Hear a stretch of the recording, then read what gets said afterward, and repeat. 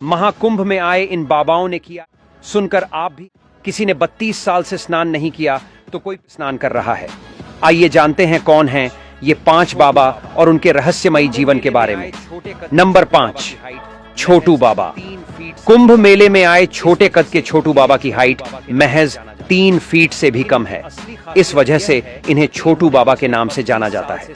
लेकिन इनकी असली खासियत यह है कि इन्होंने पिछले 32 साल से स्नान नहीं, वे अपने इस कठिन नियम को निभा रहे हैं। हैरानी की बात यह है कि इतने सालों बाद भी वे पूरी तरह से साफ सुथरे नजर आते हैं। उनकी तपस्या को देखने के लिए लोग दूर दूर से महाकुंभ में पहुंचते हैं। वैसे आप कितने दिनों से नहीं नहाए हैं? कमेंट में बताइए। नंबर 4, अनाज बाबा। कुंभ में आए अनाज बाबा का नाम भी इस अनोखी तपस्या के कारण चर्चा में है।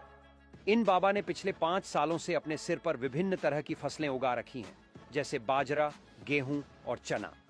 उनका उद्देश्य पर्यावरण संरक्षण का संदेश देना है।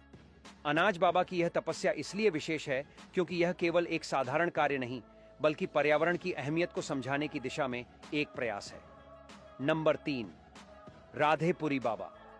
राधेपुरी बाबा ने 15 सालों से एक हाथ को हवा में उठाकर रखा है। इस कठिन तपस्या के कारण उनका वह हाथ पूरी तरह से काम करना बंद हो गया है, लेकिन फिर भी उनका हाथ कभी नीचे नहीं हुआ।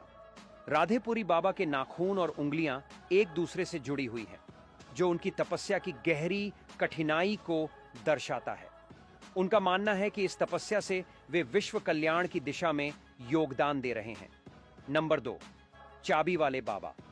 महाकुंभ में आए चाबी वाले बाबा अपने गले में 20 किलो से ज्यादा वजन की बड़ी चाबी लटकाए हुए हैं।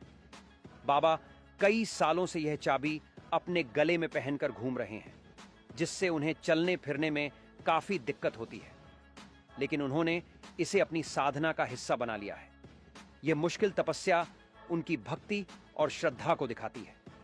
बाबा का मानना है कि इस चाबी से स्वर्ग का दरवाजा भी खुल सकता है। नंबर 1, रुद्राक्ष बाबा। महाकुंभ में आए रुद्राक्ष बाबा, जिनका असली नाम गीता मंदगिरी महाराज है, अपने सिर पर 45 किलो से ज्यादा वजन की रुद्राक्ष की माला पहनते हैं। इस माला में लाखों रुद्राक्ष होते हैं और बाबा इसे अपने जीवन का अहम हिस्सा मानते हैं। बाबा महादेव के बड़े भक्त माने जाते हैं और उनका मानना है कि इस तपस्या से उन्हें महादेव का आशीर्वाद मिलेगा। उनका विश्वास है कि यह कठिन साधना करने से उनका जीवन और भी बेहतर हो जाएगा।